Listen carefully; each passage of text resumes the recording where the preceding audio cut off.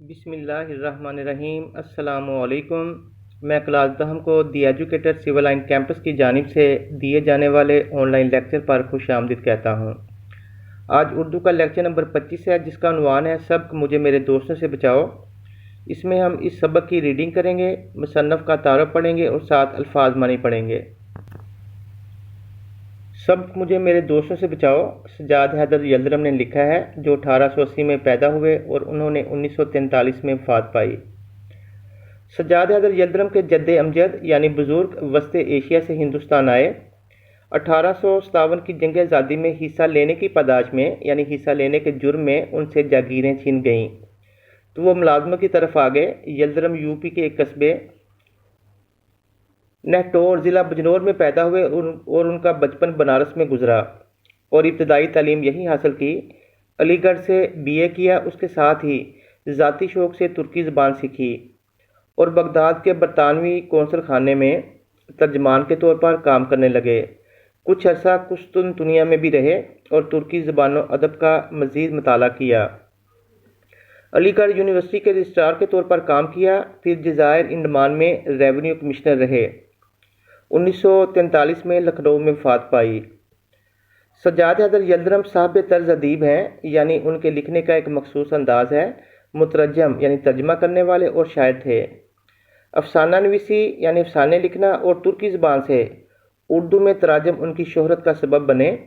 ان کے افسانوں کے بیشتر خیالات و موضوعات ترکی ادب سے ماخوذ ہیں، یعنی ترکی ادب سے لیے گئے ہیں۔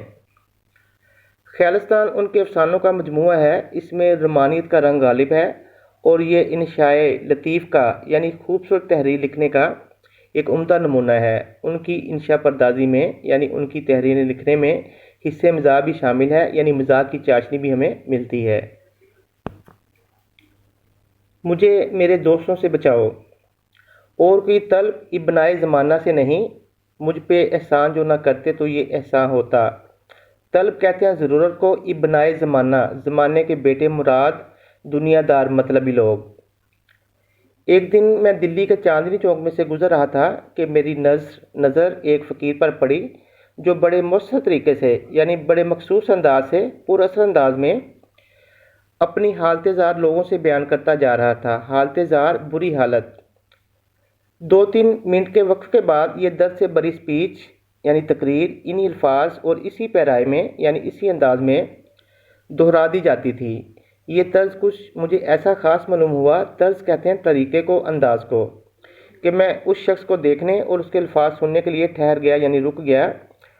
اس فقیر کا قد لمبا، جسم موٹا تھا، تازہ تھا اور چہرہ ایک حد تک خوبصورت ہوتا، مگر بدماشی اور بے حیائی نے صورت مسخ کر دی تھی یعنی صورت چھپا دی تھی۔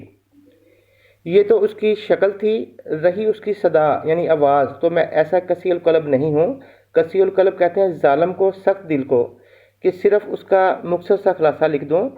وہ اس قابل ہے کہ لفظ و لفظ یعنی ہو بہو لکھی جائے، چنانچہ اس لیے وہ سپیچ یعنی تقریر یا صدا آواز جو کچھ کہیے یہ تھی: اے بھائی مسلمانوں، خدا کے لیے مجھ بد نصیب کا حال سنو، بد نصیب بری قسمت والا۔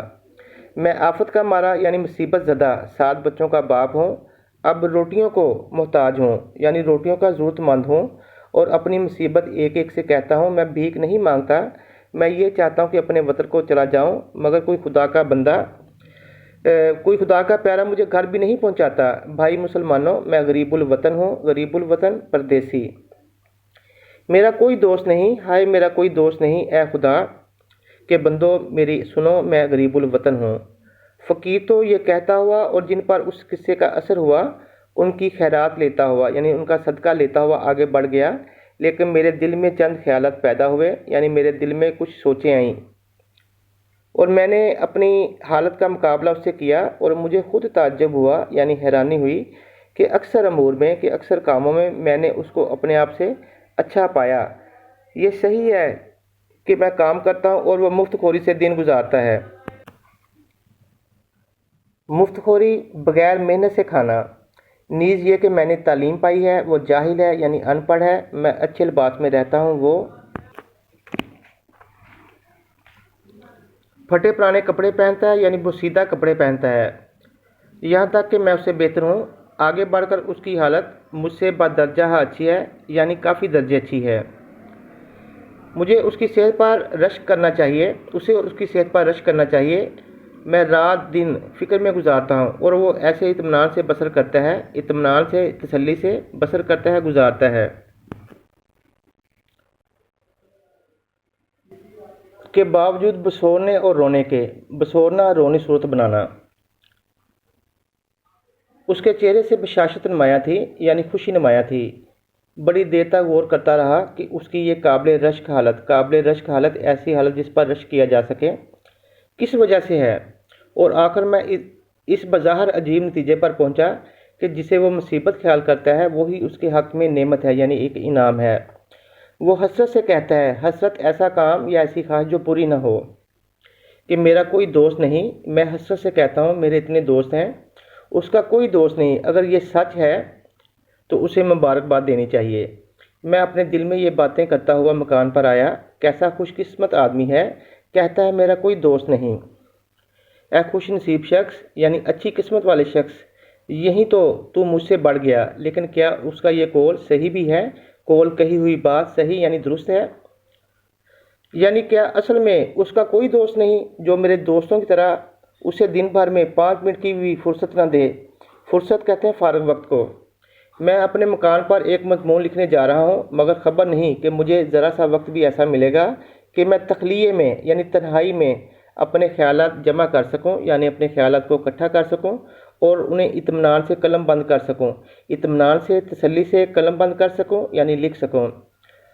یا جو سپیچ مجھے کل دینی ہے اسے سوچ سکوں۔ کیا یہ فقیر دن دہاڑے یعنی دن کے وقت اپنا روپیہ لے جا سکتا ہے اور اس کا کوئی دوست راستے میں نہ ملے گا اور یہ نہ کہے گا بھائی جان دیکھو پرانی دوستی کا واسطہ دیتا ہوں، یعنی قسم دیتا ہوں، مجھے اس وقت ضرورت ہے، تھوڑا سا روپیہ قرض دے دو، یعنی ادھار دے دو۔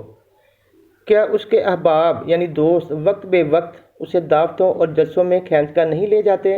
کیا کبھی ایسا نہیں ہوتا کہ اسے نیند کے جھونکے آ رہے ہوں، یعنی نیند اس پر غالب آ رہی ہو، مگر یار دوستوں کا مجمع ہے، یعنی گروہ ہے، جو قصے پر قصہ اور لطیفے پر لطیفہ کہہ رہے ہیں اور اٹھنے کا نام نہیں لیتے؟ کیا اسے دوستوں کے خطوں کا جواب نہیں دینا پڑتا؟ کیا اس کے پیارے دوست کی تصنیف کی ہوئی کوئی کتاب نہیں، تصنیف کی ہوئی یعنی لکھی ہوئی، جو اسے خواہ مخواہ یعنی بلا وجہ پڑھنی پڑے اور ریویو لکھنا پڑے؟ ریویو کا مطلب ہوتا ہے تبصرہ۔ کیا اسے احباب کی وجہ سے شور مچانا اور ہو ہاک کرنا نہیں پڑتا؟ کیا دوستوں کے ہاں ملاقات کو اسے جانا نہیں پڑتا؟ اگر نہ جائے تو کوئی شکایت نہیں کرتا؟ اگر ان سب باتوں سے وہ آزاد ہے تو کوئی تعجب نہیں، یعنی حیرانے والی بات نہیں کہ ہٹا کٹا ہے، یعنی صحت مند ہے، اور میں نحیف و نزار ہوں، یعنی کمزور ہوں۔ یا اللہ کیا اس پر بھی وہ شکر ادا نہیں کرتا؟ خدا جانے وہ کون سی نعمت چاہتا ہے۔ لوگ کہیں گے اس شخص کے کیسے بےہودہ خیالات ہیں، یعنی اس شخص کے کتنے فضول خیالات ہیں۔